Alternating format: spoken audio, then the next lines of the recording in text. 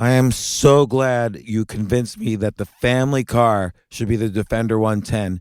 It is so beautiful inside, it's so comfortable, and it just feels indestructible. Yes, it really is. I've been waiting a long time for the new model to come out. The Defender 110, I'm telling you, it's my favorite car of all times. It's my third one. You know, I have stories of going off road. The guy managed the group. He was like, "What are you doing in this beautiful car?" I'm like, "I'm going off road." He's like, "Are you sure? Because you can use one of ours." And then they look like Mad Max cars. I'm like, "No, no, no, no, we're going to do this." And he was shocked. Wow. Well, it's great because the Defender has been reimagined for 21st century adventure, and its unparalleled off-road ability as well as its robust interior are invaluable whether you're headed towards uncharted territory or just a weekend of exploration. The Defender 110 tackles challenging surroundings with absolute confidence. The SUV conveys strength outside and in, featuring peerless technology like an intuitive driver display and an award-winning infotainment system. That's my favorite part, to keep you connected no matter where the journey takes you. Adventure is unique to everyone, and so is the Defender. Choose from the two-door Defender 90, the four-door Defender 110, or the larger Defender 130 with the ability to seat up to 8 passengers. You'll find uncompromising performance in all three. So pack up and go even further with the Defender 110. Learn more at LandRoverUSA.com/Defender.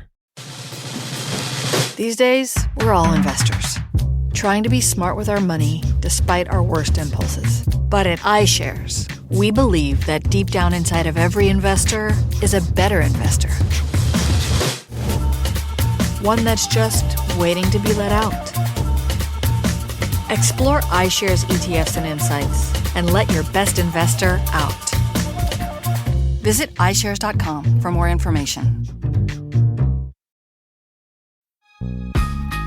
This isn't your average business podcast, and he's not your average host. This is the James Altucher Show.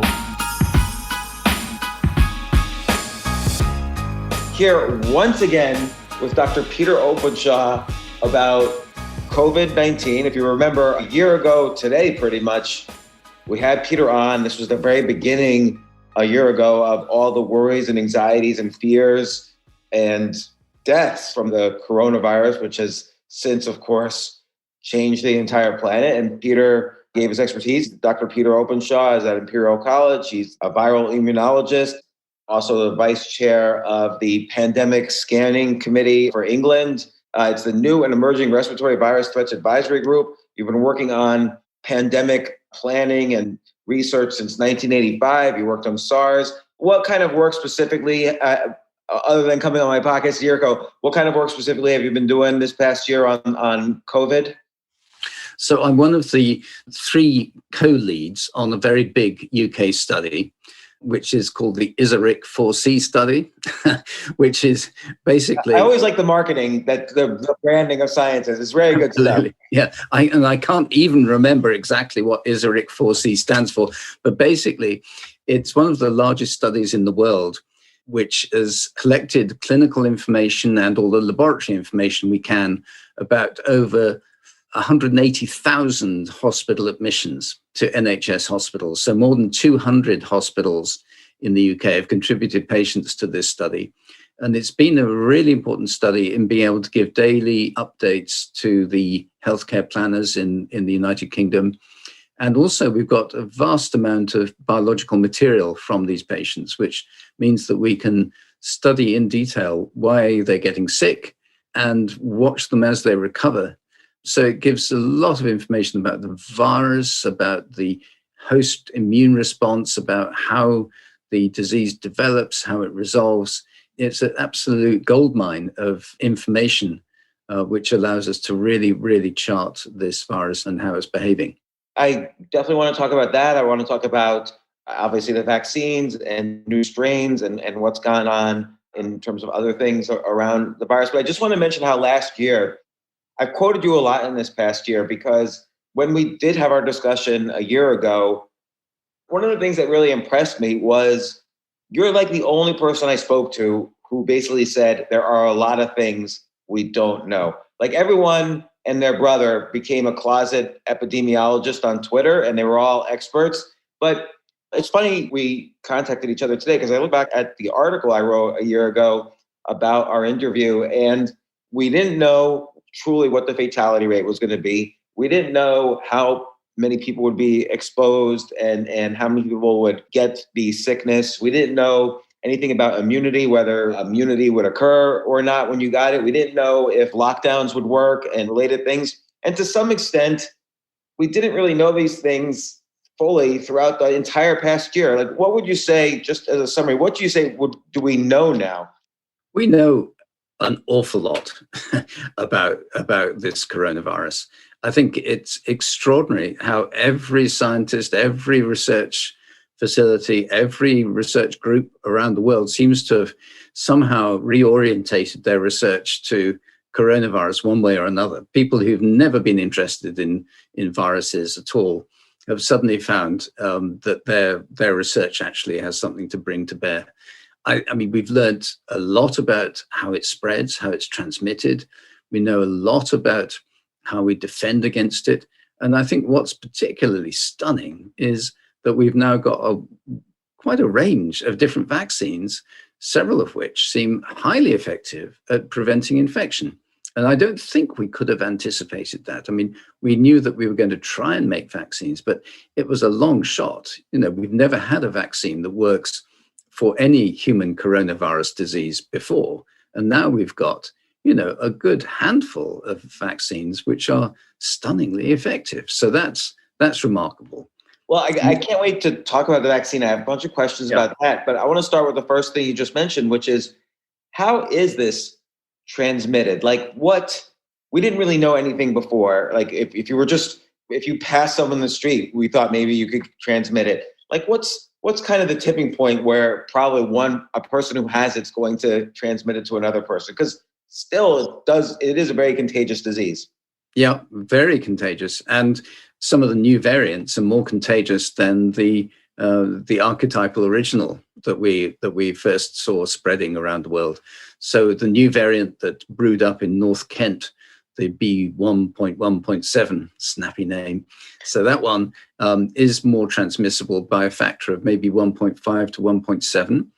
And that may not sound very much, but if you think that it's a sort of amplifying logarithmic sequence, then within a few reproduction cycles, that advantage translates into a very large number more cases than the previous strains, which were less transmissible.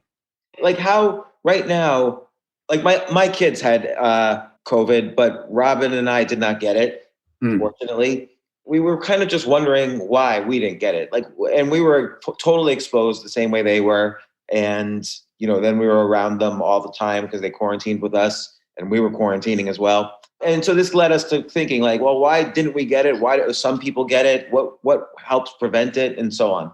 Yeah, it's still a big puzzle within households. Why some people get it and some people don't. There's a big study going on at Imperial College, actually, where people are being traced as soon as they've been identified as cases. We go into the household and we study everyone who lives in the same household with the person who's been found to be positive. That allows the investigators to look at all of the household contacts. And, it's only something like a quarter of people in a household living together who then become infected. So it's a really big question why some other people don't get infected. And I think that's every bit as important as why some people do get infected. You would think that this virus would be able to just spread to everyone because nobody has antibody. I've heard theories like blood type. I've heard theories like someone takes vitamin D pills or zinc or magnesium or vitamin C or anything else. I don't even know what else. Is there any kind of preventative stuff if somebody in your household gets it? Or is it just this fact that nobody's coughing on us that we don't get it? I think there's a lot of pretty odd ideas out there, actually, about what it might be that prevents.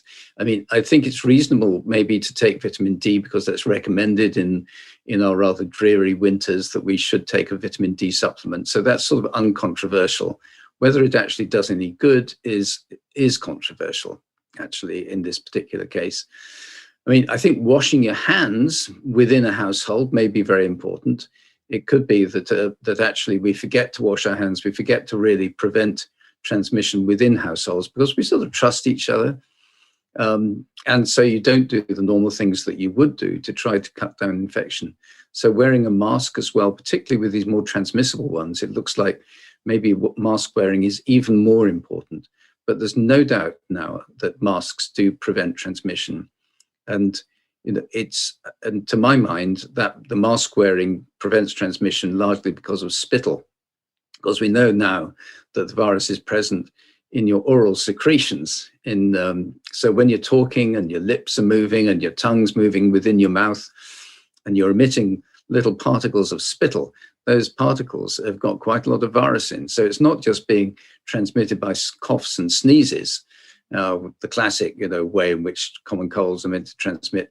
Is actually high levels of virus in your saliva, in your oral fluids, which is a really, really important discovery, I think. And so, like if two people are in an elevator together, they're both wearing masks, one person ends up having COVID, should the other person be concerned, for instance?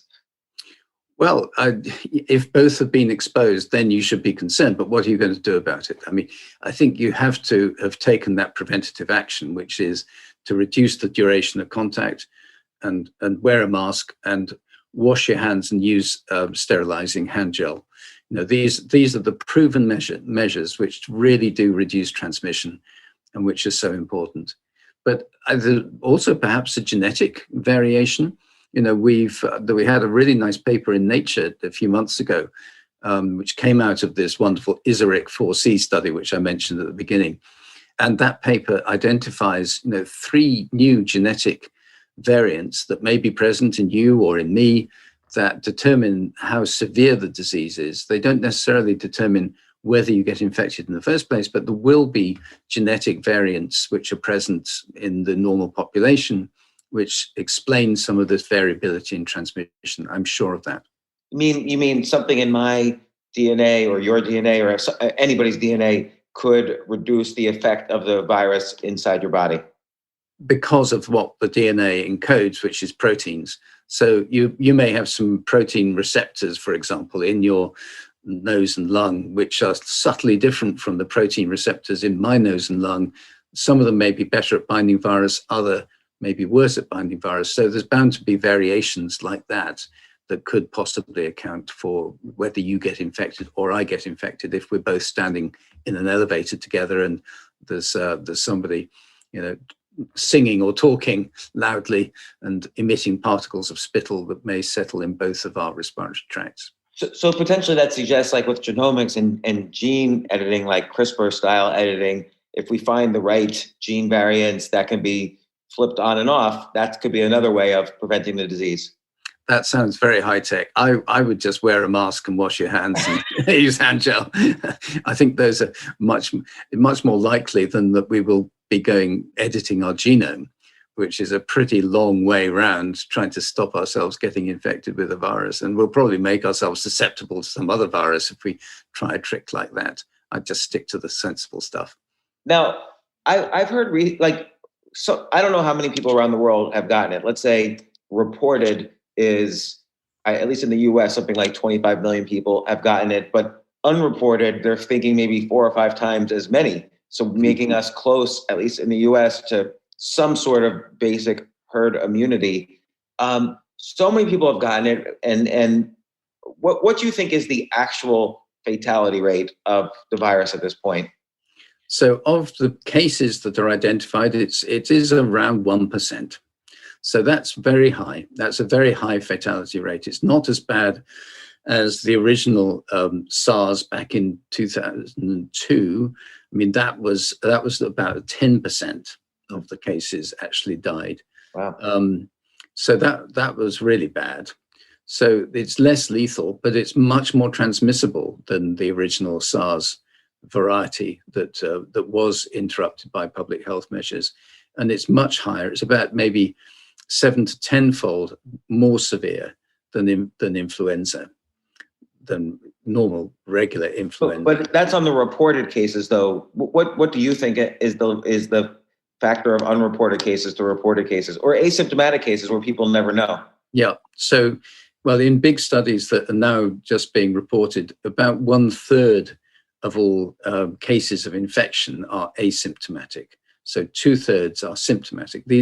These are big prospective studies in thousands of healthcare workers who are being swabbed regularly in a prospective manner. So you can really look at how many infections are occurring, what proportion are symptomatic. So it's about 2/3 symptomatic, 1/3 not symptomatic. So does that reduce the fatality rate? Like there's an official fatality rate based on cases reported and cases we know about, but do you think the fatality rate could be lower than 1% because of so many asymptomatic cases? Yeah. So, well, if you want to include the asymptomatic cases, then that will reduce it down by about to about 2/3 of that. But I think normally you look at the number of cases of disease, cases of COVID-19, which are the symptomatic cases, and of those, about 1% are fatal. And I guess the basic question is, if you've had the virus, do we know the level by which you can get it again? Yeah, so there's been a huge number of studies about reinfection. So reinfection definitely does occur. We know that. There are very well demonstrated events which confirm reinfection. How common it is, it's pretty rare, actually. So natural immunity after infection, after really properly confirmed infection, gives you pretty good immunity for at least 6 months, we think, possibly for considerably longer. But we're obviously, the virus has only been circulating in the human population for less than a year, so we don't really know just how long-lived that protection is, but it's pretty good, and doesn't seem to be drifting downwards in the way that we feared at first. So I think an immune response triggered by infection is going to give some pretty good protection against reinfection for most of us for a considerable period. And these new strains, like if you had COVID from an earlier strain, is it possible, does it give you the same type of immunity against new strains, or are you completely open to getting it from new strains? That is the big worry, is that these new variants that are emerging are genetic evolutionary variants that have been driven by pressures initially of transmissibility, but then subsequently will be driven by pressures of host immune responses. So the new variant, the Kentish variant, the B1.1.7 variant, which we referred to before, that one is more transmissible, and it's a spontaneous mutation which just has the advantage over the progenitor of the original strain, and so outcompetes it, and it grows faster, and it is basically just displaced the other variants and has become the dominant variant in various parts of the world where it has managed to spread, including not only the UK, but also Israel, for example. It's more contagious, but I remember a year ago you told me if the virus mutates into a more contagious version, it's also quite likely it'll be less lethal, because that's why it's more contagious, because more people are living with it, so more people can spread it. That's a theory, but we're going to be able to watch that in real time. I think the concern now with mounting levels of immunity, either because of previous infection or because of vaccination, that instead of transmissibility being the main driver to mutation and evolution of the virus, the main drivers are going to become the host immune response. So it's going to become very advantageous for new strains to emerge that evade the previous immune response that was mounted, and therefore we'll have to adapt the vaccines to match the new circulating strains. It is going to be a little bit of catch up that we're going to have to play with the vaccine refinements.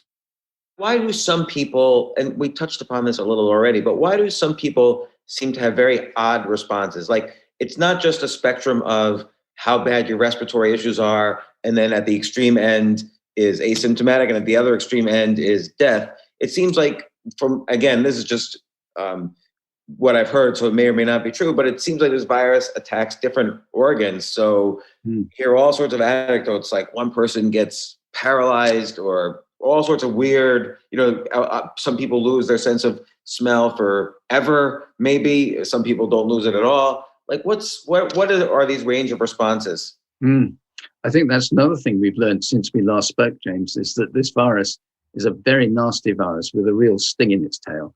It's not just a respiratory virus which transmits like flu and then goes away.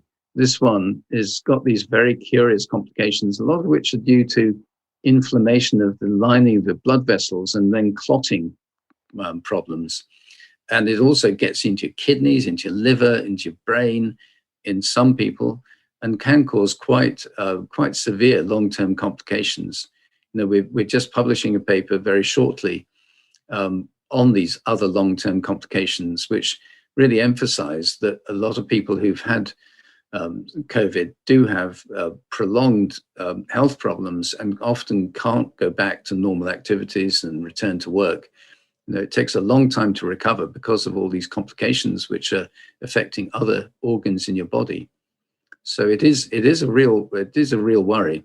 But how common is that there's prolonged or long-term effects versus just you have it and then you like for instance with my kids, as far as we could tell, they had it, they were basically asymptomatic and they were done with it. Although some kept testing positive for a very long time and some immediately stopped testing positive.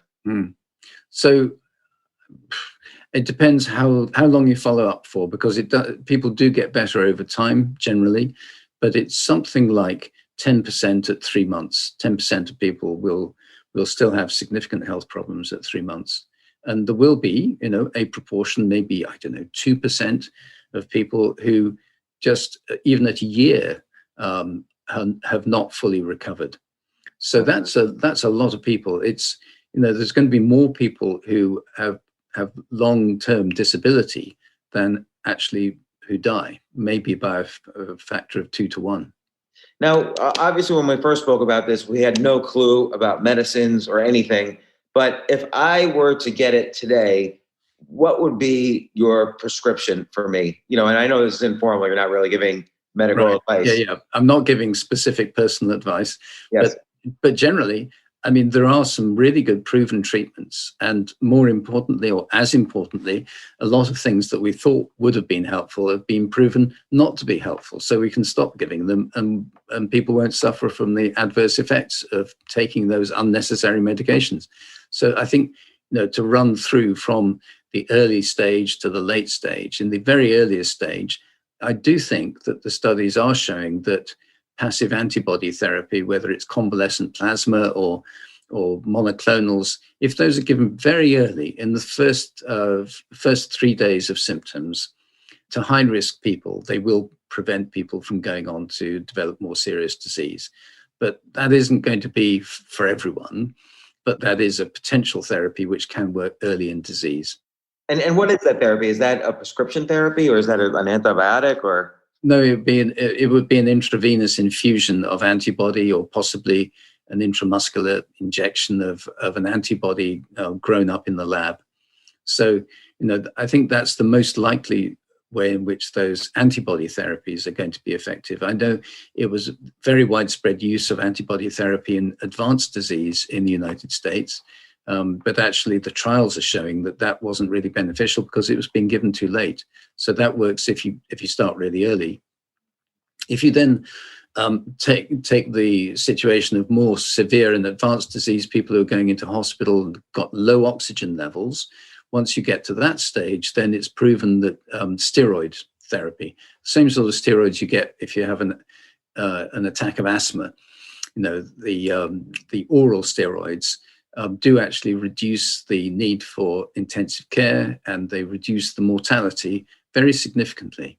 So that was proven by very large studies which were conducted in the UK in a trial called the Recovery Trial, which was run out of Oxford. So steroids definitely do work, but only for those people with more advanced disease. If you wait until you get more advanced still, people in intensive care in that stage, then blocking something called interleukin-6 is effective. Again, on top of the steroids, that's using a drug called tocilizumab, which you may possibly have heard of. So we've got 3 therapies: the antibodies therapy right at the start, then you got the steroids, and then you got the tocilizumab, the IL-6 blocker. So 3 drugs working at different stages, all of them with immunological effects. Are there any prescription drugs? Like I know when I remember at one point Robin thought she had it, and a couple of doctors actually did prescribe some medicine she picked up at the pharmacy. Are there any prescription drugs that one could take, or we don't really know? No, I mean, you could use acetaminophen for controlling fever. I mean, there was a lot of discussion over remdesivir. That is an antiviral drug, but actually the World Health Organization has looked at all the trials now and has said that isn't actually a value for people with COVID-19. What about Regneron that I think Boris Johnson took or Donald Trump took? One of them took? Both of them took? I don't know. Yeah. So, I mean, a lot of things that people thought would be helpful have been proven not to be helpful. So, I think we need to look at the clinical trial data, not just whether something seems rational or not. You have to look at the clinical trial data, and it's those drugs that I've mentioned, which are the effective ones. And, the things like the ivermectin, that's an anti-worm treatment, which is widely promoted for treatment of COVID. It might work, but I haven't actually seen the conclusive clinical trial data that actually says that it does work. So at the moment, I would stick to the ones that have actually been tried in clinical trials. The only worry with that is that all of them seem to involve a hospital visit, which I don't know anybody, unless you have real severe symptoms, who goes to the hospital or is recommended to go to the hospital when they get just diagnosed. So if you just get diagnosed, I could see, Tylenol to reduce fever, but what else can one do that we think is effective? Yeah, I think just ordinary supportive therapy, fluids and Tylenol, that seems fine. Yeah. I mean, a lot of people just get better, and you don't need to do anything too sophisticated, and you don't need expensive drugs. People will get better mostly.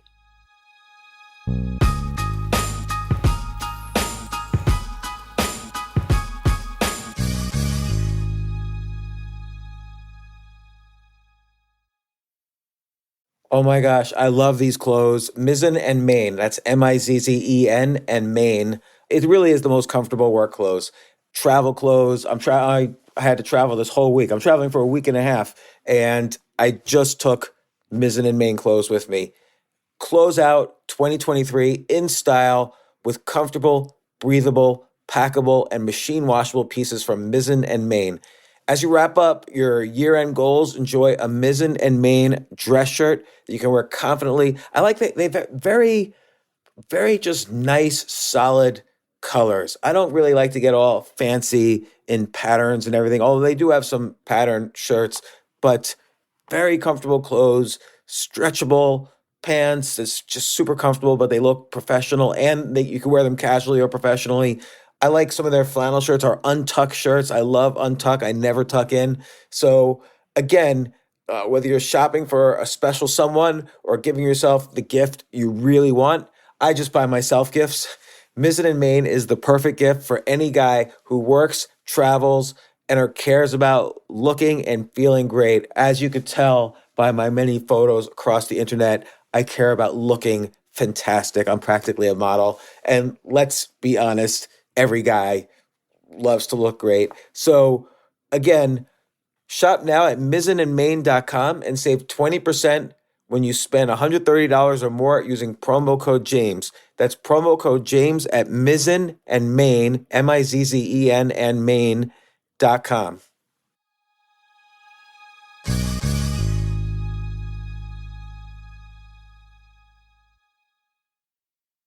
You know what I love about fantasy sports is that even though I'm not going to be a great basketball player or a baseball player or a football player or whatever, I feel like I get to participate and make decisions and use my knowledge of these different leagues or these different sports to compete. So it's like I can pick my team or I can pick my favorite players, and I could use my knowledge to make predictions and maybe even make money. So with the basketball season here, you can now pick combo projections across football and basketball from the Specials League on Prize Picks.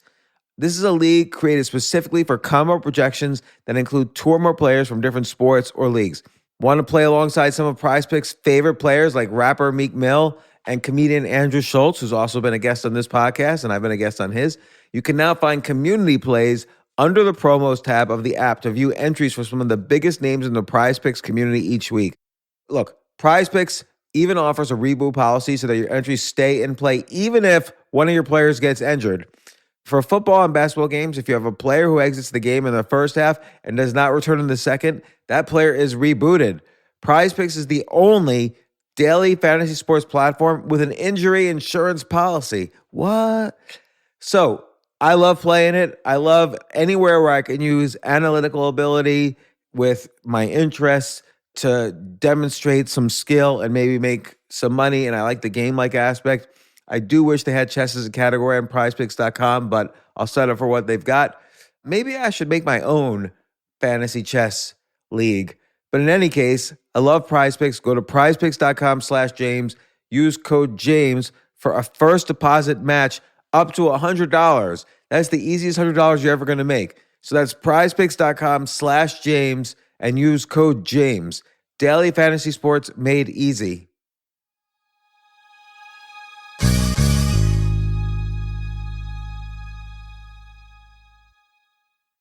The future of learning is definitely online. Like, it's such BS that you have to spend $200,000 or take $200,000 in loans and go to some fancy school when it's useless. It doesn't guarantee you a job. Most employers, including me, do not care about degrees or grades or anything like that. We want to care that you love what you're doing, that you know what you're doing, in some cases that you have experience or that you're willing to learn. But people in general love learning and are curious. Like, the key to success is curiosity. And I think masterclass.com is the perfect model for online learning. I'm really happy they're sponsoring this episode. If you're going to give a gift, give the gift of learning. Masterclass makes a meaningful gift this season for you and anyone on your list, because both of you can learn from the best to become your best, from leadership to effective communication to cooking. Let me tell you some of the classes I've taken. I've taken comedy from Steve Martin. I mean, can you believe I can take a class from Steve Martin on comedy, or Judd Apatow, my favorite comedy director? I could take an actual class from him on writing. Wolfgang Puck on cooking. Dan Brown on writing, or Judy Bloom, who's been on this podcast, on writing. By the way, Wolfgang Puck also has been on this podcast. It's such a pleasure. I try to take classes all the time from masterclass.com. And whether you're watching Masterclass on TV or listening in audio mode in the app or on their site, the quality speaks for itself. It's like these Masterclass instructors are your own personal mentors that are going to help you reach the next level. How much would it cost to take one-on-one classes on comedy from Steve Martin or on chess from Gary Kasparov? You just wouldn't be able to do it. But it would cost hundreds of thousands of dollars. With a Masterclass annual membership, it's $10 a month. Memberships start at $120 a year for unlimited access to one-on-one classes with all 180 plus Masterclass instructors. So it's not just $120 for one instructor. You get all 180 plus Masterclass instructors. Boost your confidence and find practical takeaways you can apply to your life and at work. And if you own a business or are a team leader, use Masterclass to empower and create future-ready employees and leaders. That's the real education in today's world. So this holiday season, you can give one annual membership and get one free at masterclass.com/JAS. JAS, of course, stands for the James Altucher Show. So right now you can get two memberships for the price of one at masterclass.com/JAS. Masterclass.com/JAS. Offer terms apply.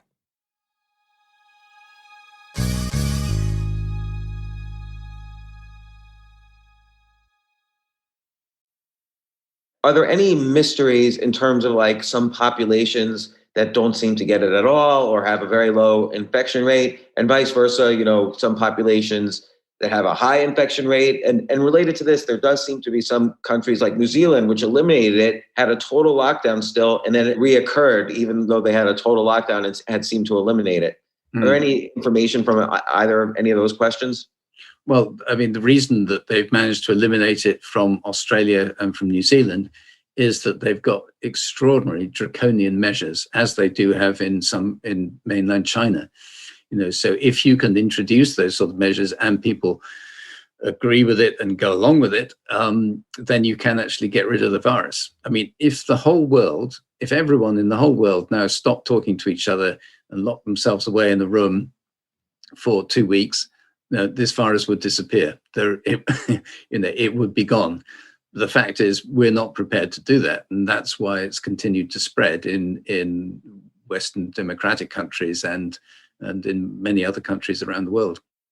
So related to that, you have countries like the US, UK, all of Europe, really, South America, where we did have lockdowns. We did have things like social distancing and contact tracing and masks and all of that. And we closed down businesses, but it doesn't really seem to have done much. Like, what do you think is the percentage effect in the UK of the laws taken? Like, what's the difference between the original approach of let's just go for herd immunity and then the later lockdowns? Do you think it was effective? There is no doubt that the measures that have been introduced in terms of social distancing and mask wearing and washing hands and so on, it does work. It actually does work, but people have to do it. And there are people who are really not prepared to do it, and people who try and get around it and think it's a bit of a game, or people who can't do it because they have to work and they're not being compensated for their loss of time at work, and they're only paid for the hours they actually put in. So, under those circumstances, it's very hard to actually obey all the rules. But if the rules are obeyed, this virus doesn't transmit. We do know how it's transmitted, and we know what we need to do to stop it. And it's in proportion to the degree to which people subject themselves to those rules that prevent transmission that we do see a decline in numbers. And that's what we've seen in the UK in recent weeks. We've seen a very sharp decline in cases because people are actually obeying lockdown to a large extent. And a lot of people are worried about flying. Does flying have increased risk or not as much risk as we thought? Or well, it's not flying, of course. The risk is being confined in an enclosed space and breathing each other's air. So, there isn't anything intrinsic about actually flying itself, but it's everything associated with flying, like, queuing up and being crowded into departure halls and all the rest of it. That's what causes the transmission. And of course, it spreads it around the world. So, if you fly into New Zealand or into Australia, then you will be in 2 weeks of quarantine under government regulated rules, and you will not be allowed out of your room at all. And there are police and military guards posted around the place, and they actually will not let you out. So you're basically imprisoned within regulated hotel spaces for 2 weeks. And that's the way you can stop transmission. I mean, even though just thinking about this, the way you even say it is like, it almost seems scary. Like it feels a little 1984-ish, even though I realize we're balancing a deadly pandemic with, economic hardship and all the, downsides related to that. What do you think? Like, do you think it should be personal? I guess you can't make it just personal responsibility because we all affect each other. I don't really know the right balance. It's a really complicated balance, isn't it? I mean, people sometimes have said to me, all of these measures really are to preserve the lives of old people who are going to die anyway. And the people who are bearing the brunt of the consequences of lockdown are young, economically active, fit people who are prevented from going about their daily lives for a benefit that is not personal. To my mind, it is a public duty to do everything you can to reduce transmission in order to reduce the mortality, because this is a really, really nasty virus. And it's horrible to see people dying of it, being asphyxiated by the respiratory failure which is caused by this virus, or having strokes or blood clots or heart attacks. It's a really horrible virus, and, we wouldn't wish to inflict it on anyone. And so I think it's completely justified to bring in these quite draconian measures as a public health measure. And now with these new vaccines, and it's been amazing how creative the scientists and pharmaceutical companies and everybody has. I mean, some of these vaccines are like, I guess, traditional ones where they take a dead version of the virus and inject it in you. And some are these mRNA, like gene edited viruses that help, boost your system to create antibodies, I guess, for the I don't know all the science, obviously, but like, what do you think is the future of the virus given these vaccines, and how often will we need to take them, and so on? Well, I mean, there are, I guess, two possible future scenarios. One is that we manage to make vaccines and roll them out globally, and these vaccines that can be made will be effective against all future variants, in which case there is a possibility that we could eliminate this from the globe by a mixture of public health measures and vaccination. I think that's a bit unlikely. I think it's much more likely that this virus is going to become what we call endemic. In other words, it will become one of the common cold viruses that comes back every winter and can then cause coughs and colds and respiratory problems and other complications. It's going to be amongst the differential diagnosis of people who come in with respiratory problems in the winter. You think we'll need to take a vaccine every year? I think it's quite likely. It could be that we only need to be vaccinated every 3 or 4 or 5 years. But I think that it's quite likely that we're going to be having regular vaccine updates, just like we do for influenza. And that in future years, we will have combined shots which prevent coronavirus and which prevent influenza. Oh, that's interesting. And have we had any more insights into how this virus happened? Like, I know we discussed a year ago the possibility that it had been man-made. You discounted that, and I think that's still the theory, is that it was a natural virus. Do people still think it went from like a bat to a pangolin to a human, or how did we get this? I think there's little doubt that the closest relatives are actually bat viruses. Whether it went via a pangolin, I'm not sure I really care. Mm-hmm. I mean, the origin probably is a bat virus, and it's perfectly understandable that it may mutate in order to find a new host species. It's what viruses do. They mutate all the time, and their survival depends on finding new hosts in which they can multiply. So, it's just doing what it does.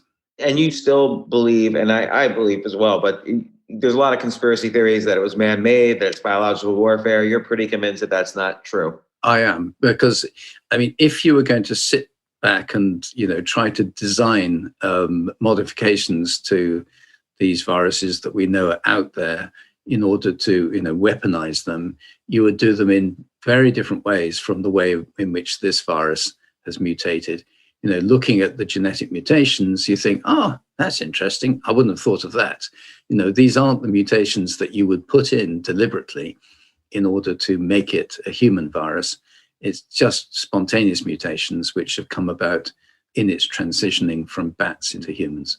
Do you think that the world is more, because of, global commerce and, I don't know, maybe changes in climate for whatever reason, do you think the world is more susceptible now to these kinds of pandemics occurring more frequently?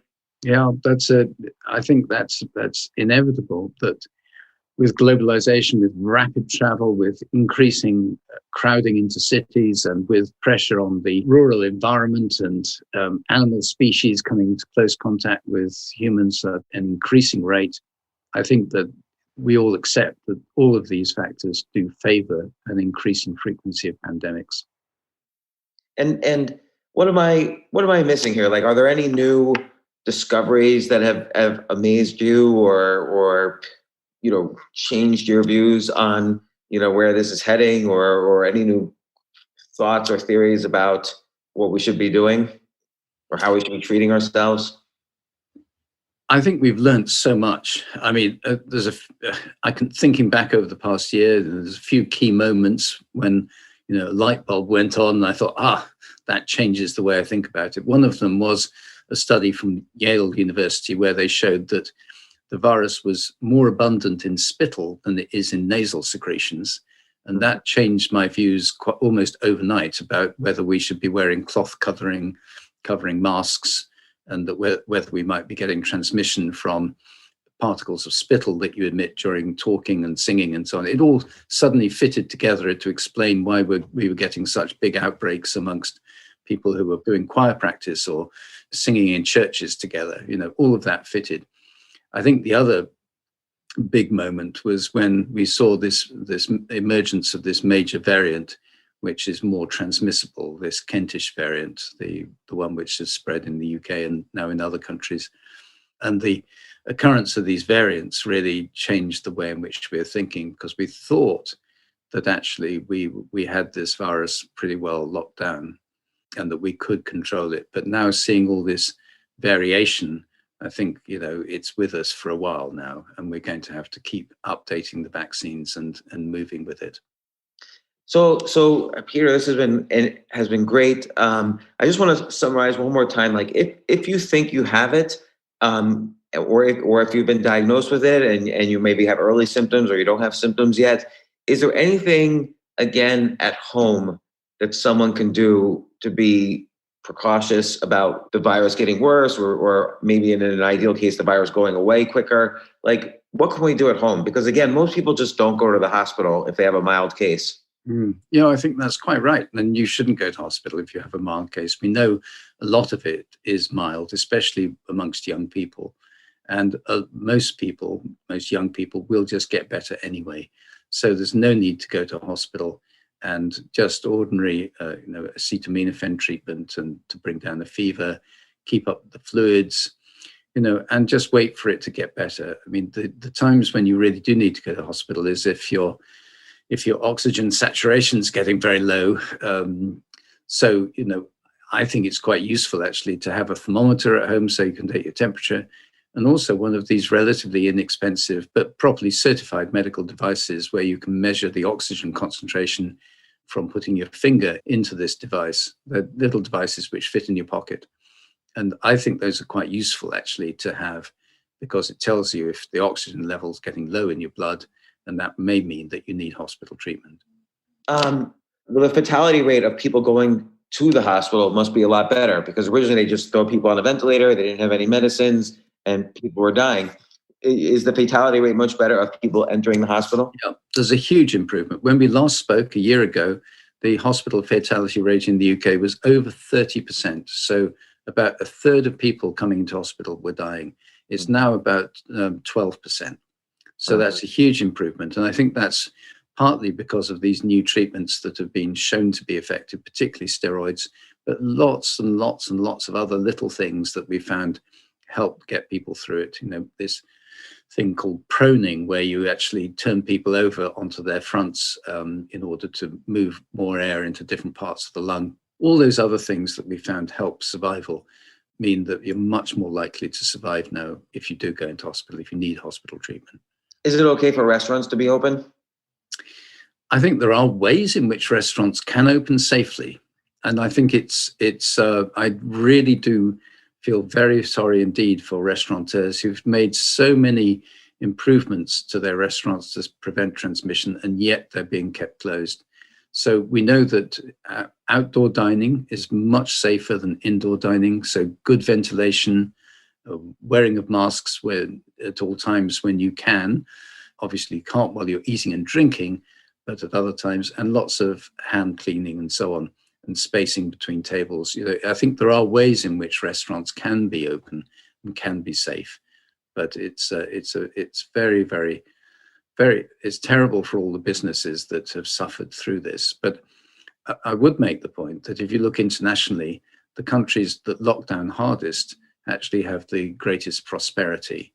The greatest growth rates are being seen in those countries that did actually lock down hard and did everything they could to transmit disease. So it's not a trade-off. Well, Peter, once again, thank you so much for providing your expertise and knowledge on this to give a coherent update, and one that is not just random opinions all over social media. I have one more question, which is a real basic question. But you mentioned taking, Tylenol or acetaminophen to reduce fever. Should one reduce fever, or does fever help kill the virus? Yeah, very good question. I mean, there haven't been any good studies on this with COVID, but there have been with infection with rhinovirus, one of the causes of common colds. And actually, if you really aggressively bring down the fever, the infection can actually last longer. So fever is a useful reaction to try and defeat viruses. So total suppression of fever is actually possibly means that the infection will last for longer. And then, given that there's vaccines for the coronavirus and that a lot of the common colds are variations of a coronavirus, can we hope for a vaccine for the common cold? Yeah. So about 15% of common colds are caused by other coronaviruses, these mild common cold coronaviruses.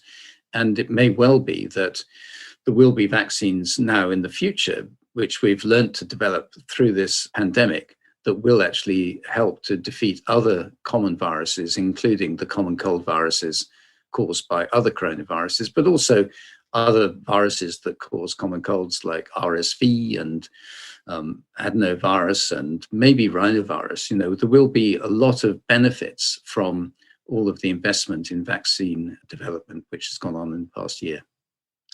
Well, again, Peter, thank you so much. I really appreciate it. You have been, for me, at least, the voice of reason. That I always remember our conversation a year ago and how much common sense you had about this, even before anybody knew what was going on.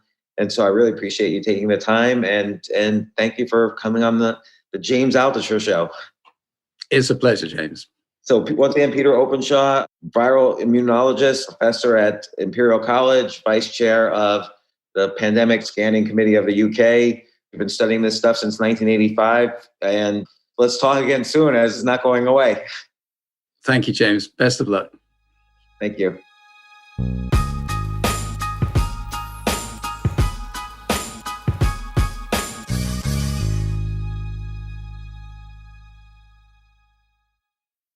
Pandora makes it easy for you to find your favorite music. Discover new artists and genres by selecting any song or album, and we'll make you a personalized station for free. Download on the Apple App Store or Google Play and enjoy the soundtrack to your life.